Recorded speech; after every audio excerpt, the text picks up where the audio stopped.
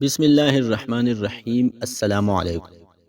آج کا ٹاپک انتہائی اہم ہے اور یہ مسئلہ تمام جوانوں کے ساتھ میں شیئر کرنا چاہتا ہوں۔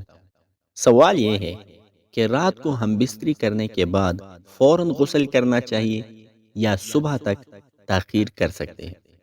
میرے عزیز بھائیوں اور بہنوں، حضرت عمر فاروق رضی اللہ عنہ نے رسول اللہ صلی اللہ علیہ وسلم سے سوال پوچھا کہ رات کو مجھے احتلام ہو جاتا ہے، یا ہم بستری سے غسل فرض ہو جاتا ہے، تو کیا میں صبح تک غسل کی تاخیر کر سکتا ہوں؟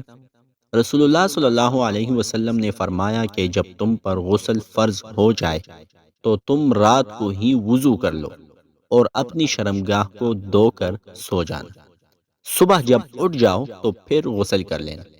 تو اس حدیث سے یہ بات ثابت ہو گئی ہے کہ صبح تک غسل کو چھوڑ سکتے ہیں۔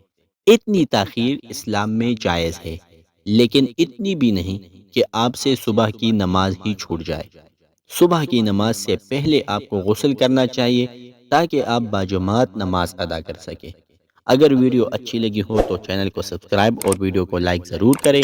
ملتے ہیں اگلی ویڈیو میں۔ اللہ حافظ۔